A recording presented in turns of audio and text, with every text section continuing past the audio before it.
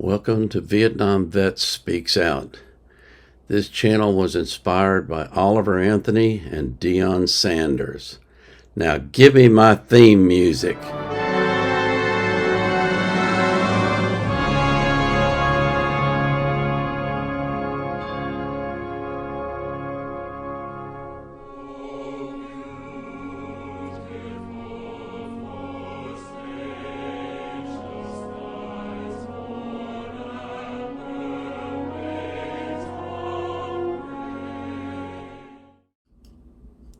Welcome to my channel. I appreciate every single person that comes and subscribes to my channel or just watches my videos. I appreciate every one of you that likes them and that comments. And I want to thank you all for coming. I'm amazed that I have this many people looking at what I'm doing. I also want to thank you for sharing on social media because I don't have any social media accounts, so I can't share this myself. So thank you for that as well. Today I want to do a film study on the Colorado-Oregon game.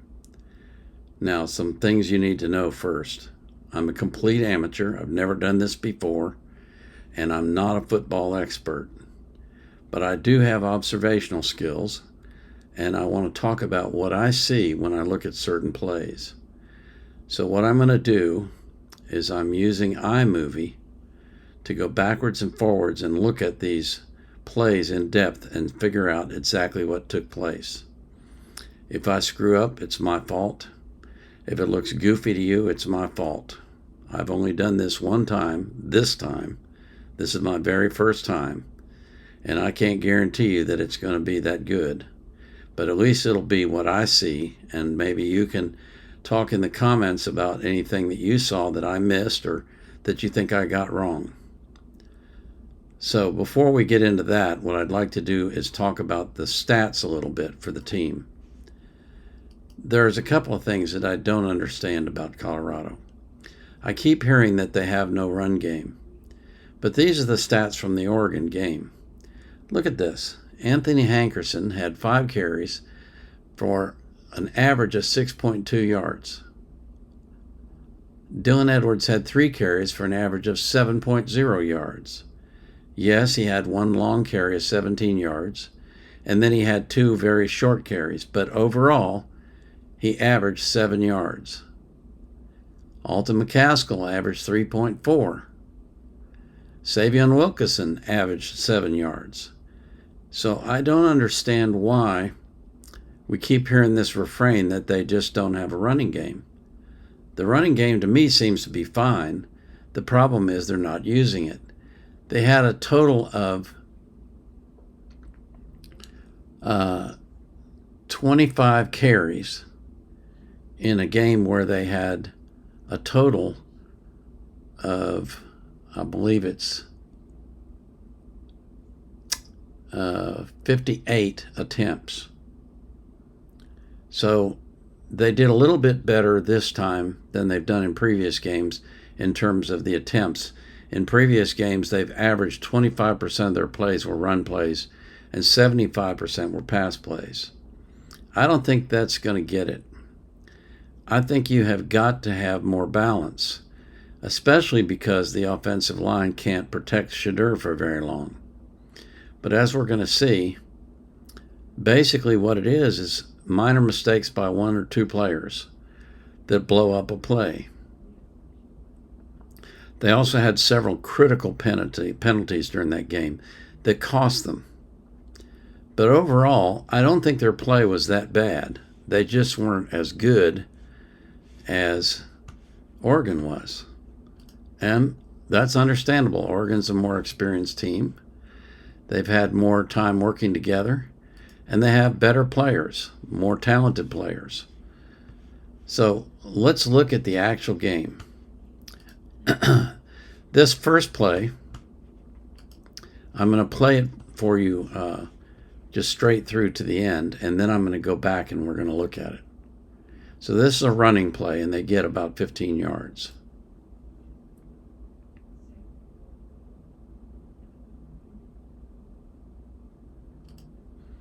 Now, did you see what happened there? When the play starts out, if you look up there at the top of the screen right here, the right edge rusher is unblocked. There's no one blocking him. Now, if you watch him as the play progresses, he races upfield, headed towards the quarterback, and then gets blocked by a man who came from the right side of the line across the back of the line and blocked him. But I don't know that much about how you scheme football or exactly how you're supposed to play in a situation like this. But to me, if I was sitting on the line and there's no one blocking me, there's no one in front of me to block me, the first thought would go through my head is, why am I being left unblocked? They got to be pulling something, because they wouldn't leave me unblocked if they were just going to run the ball. So what are they up to? They're doing something different. That would be my thought process. I don't know what his thought process was, but it obviously didn't work out. If you continue with the play, you'll see that the runner goes right past him, and then he picks up a couple blockers. And here's your two linebackers. Oh, wait a minute. I got to get this right. Okay, let me back up here just a second. All right. Here's your two linebackers right behind the line. They're playing close together. I assume that's how they were supposed to be positioned. But you'll see that when the runner comes along, oh, doggone it. You'll see that when the runner comes along, both of them get taken out by one blocker, because trying to get the angle on the runner puts them right into the path of the blocker. I'm sure this is something that the Oregon team schemed out based on what they saw from the pursuit of the Colorado players. They looked at it and they said, you know what? If we run this around this side, that right-hand edge man is going to come running into the quarterback. We can run right past him, take a couple blockers with us, and take out both of the linebackers and get back to the safeties. And that's exactly what happened. If you look at the play as it goes along, the safety's the one who tackles him. Good tackle, too, by the way. Shoestring tackle. But the play was all predicated on having an unblocked edge who gets suckered into thinking this is a pass play and doesn't realize that they're going to run it right where he was. So I'm sure that the coaches at Colorado see this and understand what took place, and I'm sure that they'll have to coach up their guys. But the interesting thing is, we're going to look at a second play. Look at this. Same thing happens, just in the opposite direction. Same thing, only this is a pass play, not a run play. But still, it's the exact same thing happening. Now we got to get back to the beginning here. Okay. So here they are lined up, ready for the play to start. Now watch what happens to the left edge.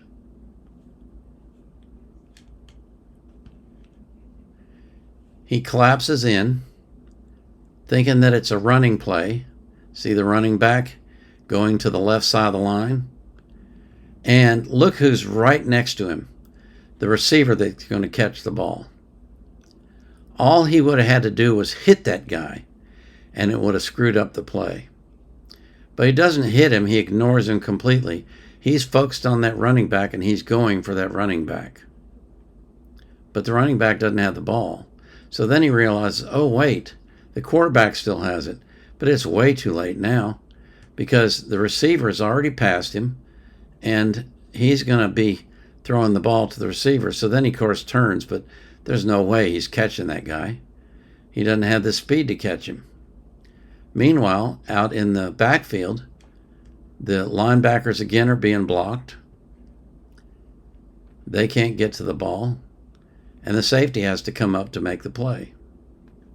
So there you have two plays, both times where Oregon schemed something, and I'm sure it had to be based on what they saw in the tendencies of the defense. Maybe they realize that the edge rushers tend to get suckered in on plays. Maybe they realize that the edge rushers don't maintain their edge and end up collapsing into the middle. But whatever it was that they saw, they took advantage of it. And kudos to them. They did a good job. But that's something that obviously coaching can overcome. Okay? Now let's move on to the next play. All right. This is Colorado. And they're going to throw a pass out in the flat to Jimmy Horn. And if you watch the blocking, you'll see that they do a decent job. Unfortunately, Shedeur throws the ball behind Jimmy, and so Jimmy ends up having to kind of fall back to catch the ball if you look at it. All right, there he's on the ground. Now watch what happens. See, he's standing there waiting for the ball. The ball's thrown behind him, so he has to go back to get it. When he goes back to get it, he falls. And, of course, that means the play's over. But he probably could have gotten 3 or 4 yards anyway if the ball had been thrown in front of him. That's a mistake on the part of Shedeur. I don't know why. He's a pretty accurate passer usually. But on that particular play, you can see he's got a good pocket. He's not being pressured. But when he throws the ball, he throws it behind him. So on that play, the offensive line did their job, basically. Now, dadgummit, I'm not very good at this, and I apologize for that, but hopefully you can figure out what's going on. Now, this is another offensive play by the Oregon team. Watch what happens. Guy gets about, 8 yards? 8 or 9 yards? Okay. Let's go back. Well, I got to get the tab to go. All right. Again, I apologize. Like I said, I'm not very good at this. It's my very first time, and I am an amateur, so you'll have to forgive me for not being more professional about this. But let's walk through this play. Let's see what happens. The rushers or the defense is rushing, but they're not making any progress. They're being stopped at the line of scrimmage. That's bad.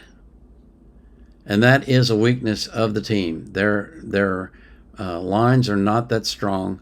They're not able to withstand the larger and more experienced lines of the big teams, like the ranked teams. And so they get pushed back, and they're really irrelevant to the play. But you can see over there on the left, there's an edge runner, an edge rusher who's coming in. So he managed to get by the blocking and get inside. But of course, he's on the wrong side for where the play is going. So he's really not a factor in the play. As you can see, the running back's already gone by the time he gets over there to cover him. The linebackers are where?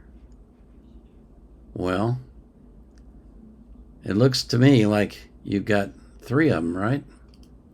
Maybe they're not all linebackers. You got a man here on the right side of the line. You got a man here to the right of the center of the line. And you got a man on the left. Now let's see what happens to them.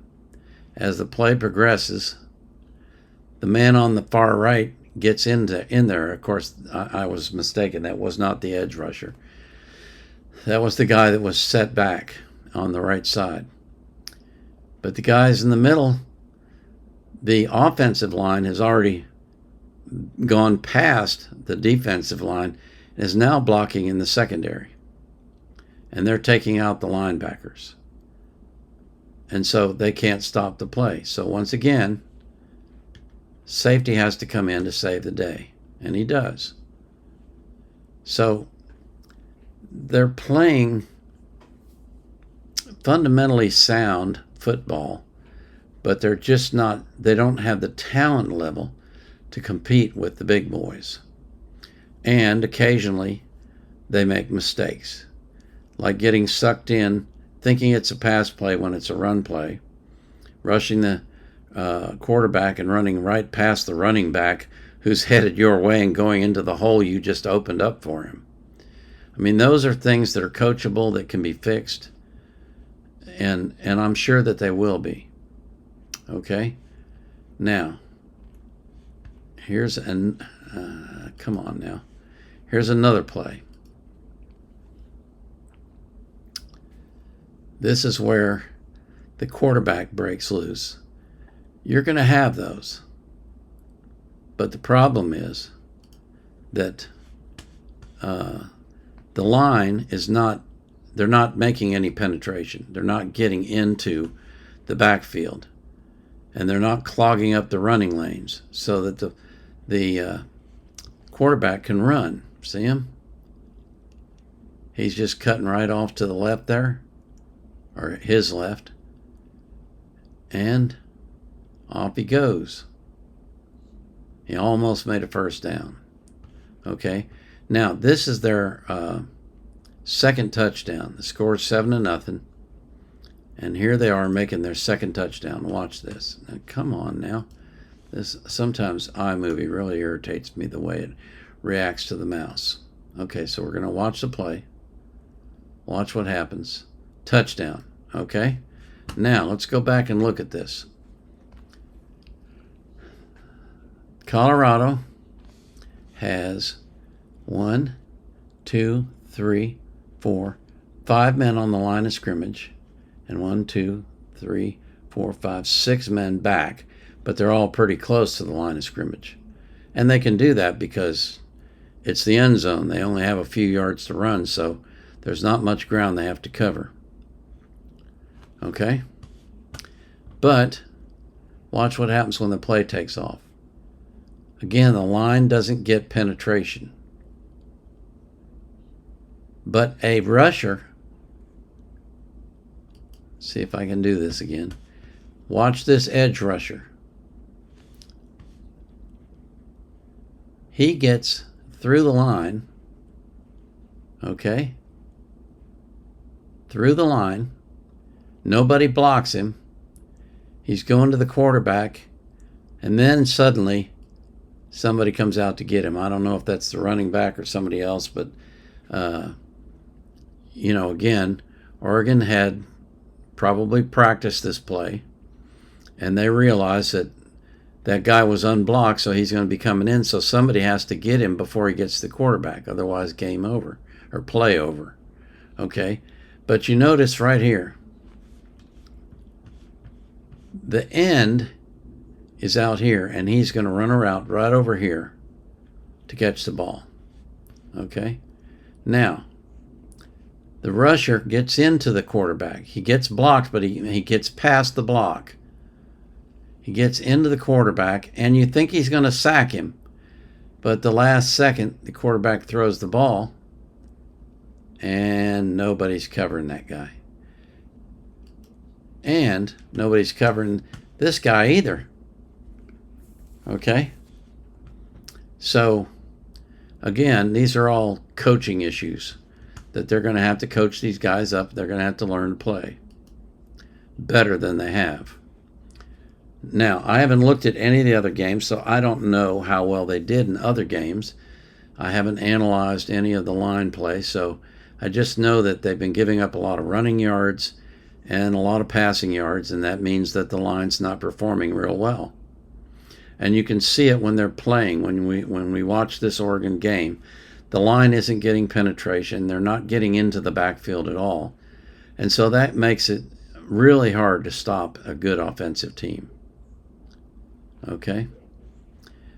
Now, here's another offensive play by Colorado. Let's watch and see what happens.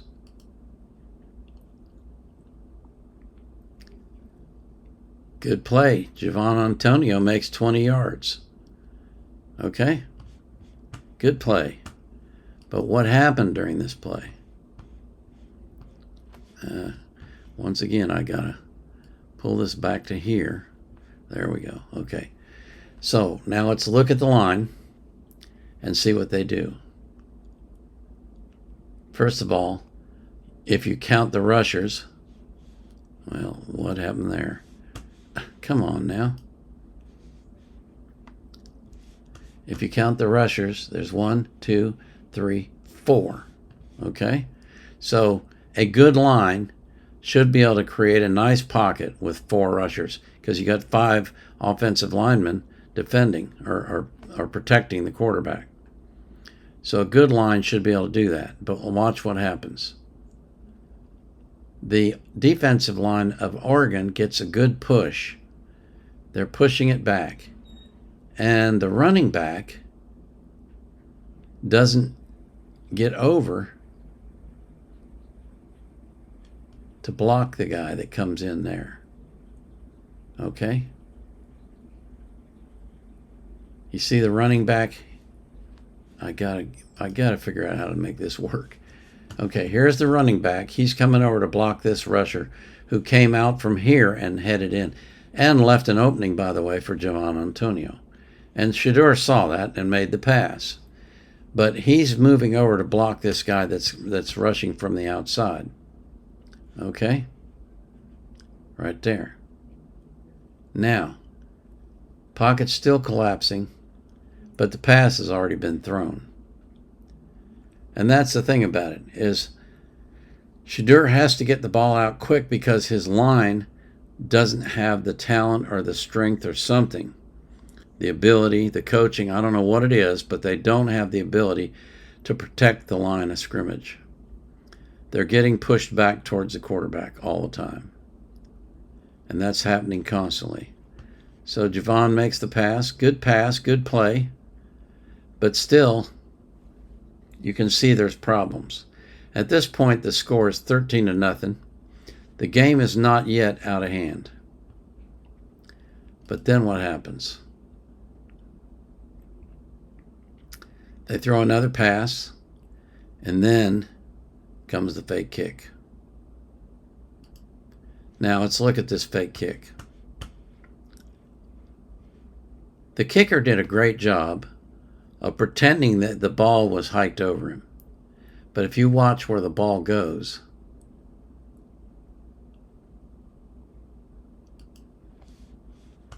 it goes to this man right here. Now, I've not studied any other formations that Oregon has for kicks, for punts. But I would assume, if Oregon is smart, that they have the same set of blockers in the backfield, 2 on one side, 1 on the other. So it looks like a normal punt. But then what the punter does is he fakes like the ball was centered over his head. And he's going, oh my God. And he's got the attention of almost everybody on the defense. They're all looking at him. They're going, oh, here we go. We're going to get a tackle in close to the end zone. This is going to be good. But where is the defense? Where are they? They've all been pushed over to the left, except for this one guy. And here comes a 308-pound lineman. And look where this guy's looking. He's looking over to the right. Or to the left, sorry. This guy sees it. But, you know, he sees it. But, I mean, by this time he realizes, I got to take a decent angle to catch up to this guy, because he's got a head start on me. Okay, and he does catch up to him, and he tackles him. He makes the tackle. Okay, but, you know, way too late.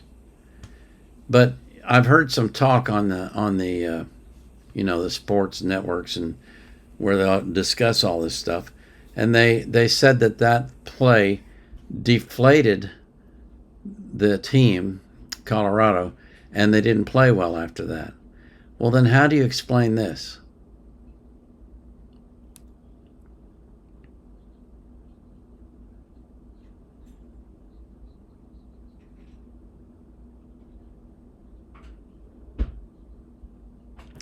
Interception. How do you explain an interception if they're not playing well?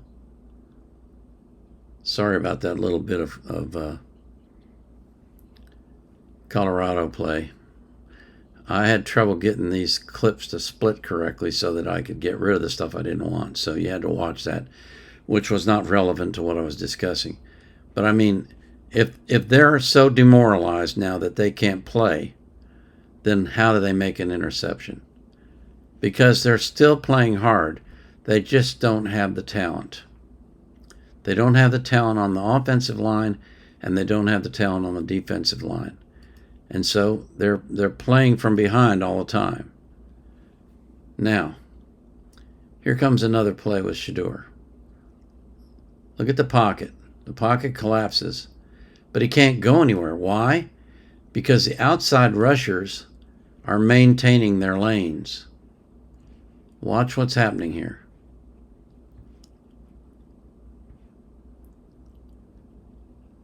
See, the outside rusher is over here. He's coming in.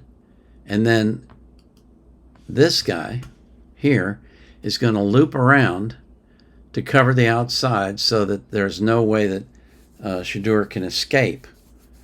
You want to keep the quarterback in the pocket, because the longer he's in the pocket, the better chance you have of sacking him. And that's what happened.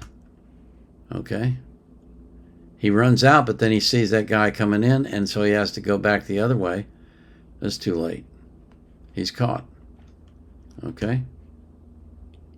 Now again, I'm an amateur, okay? There's probably some of you guys that have played football and know more football than I'll ever know that will look at this and say, oh, you're missing everything. But this is what I'm seeing. Okay? Here's another offensive play. Again, caught in the backfield. What happened? Well,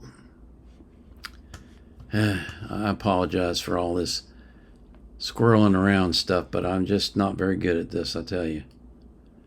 But let's get back to the beginning. Okay, let's look at the play. They have 4 rushers. Okay? So what happens to those 4 rushers? Well, 3 of them take on blocks. The 4th one takes on a block. But wait, uh-oh. What's this? Here comes a 5th guy straight up the middle. Probably the job of the blockers was to open that hole, which they did very nicely. The job of the running back is to fill that hole. But he's way out of position. I don't know what he's doing there. I really don't. I mean, the linemen have got those blocks, so why is he out there where he can't really contribute much? I don't know. I just don't know. Okay? But that's a fake, and you see the running back. Okay, the running back is faking a running play. And I don't know if this is what you're supposed to do, but it seems to me if you're faking a running play and you see a rusher coming in untouched, you should stop faking the running play and block the rusher. I mean, if you don't, the quarterback's going to get sacked, and guess what happens? He gets sacked. He doesn't have a chance because the guy came in untouched. Okay? So again, this goes back to coaching. They've got to do a better job, the players do, and the coaches have got to see this stuff and fix it, and I'm sure that they have. I mean, I'm an amateur. I've said this several times. These guys are pros, so they know what they're doing. Now here's, I think this is the last play. There's one more offensive play. Again, you see there's 4 rushers on the line. Play starts. Oh, look. Decent run play. So, I don't understand why we're constantly hearing this refrain that why we're hearing this constant refrain that they don't have a running game. The running game seems to be fine to me. They're getting yards. No, they can get yards every time, but nobody gets yards every time. The best running backs in the league get caught behind the line of scrimmage sometimes get only 2 or 3 yards. But their average is what you look at, and the average for these running backs is fine. There's nothing wrong with what they're doing. They're just not getting enough attempts. Until they fix that, or they fix the line, one or the other, they're going to continue to have problems. Now, it's my understanding that USC's defense is not quite as good as Oregon's. So maybe the offense will do better against them. Maybe the line will hold up a little better, and Shedeur won't get sacked so much. But my recommendation to the coaches, and of course I'm an amateur. I've said this like 15 times now. But my recommendation to the coaches would be get the running game going so that the defense has to account for that, and they can't rush the quarterback so hard. And stop passing so much. Make your passes valuable. Make them count. Make them good passes behind a good pocket, because the running game has established itself, and the defense has to account for that before they rush the quarterback. Now, obviously on obvious passing downs like 3rd and 8, you can't do that. But if they would get that running game going, they would keep the defense off balance, and they would have a better time protecting Shedeur. Those are just my thoughts. If you disagree with me, or you have additional thoughts you want to add, or if you just think I did a really lousy job, let me know in the comments. And once again, I pray that God will bless you and bless everyone that you love with prosperity and health and long life. And I pray that you will be anxious for nothing, but in all things, with prayer and supplication, in thanksgiving, let your requests be made known unto God. And the peace that passes all understanding will keep your heart and mind in Christ Jesus. Once again, Vietnam Era Vet out.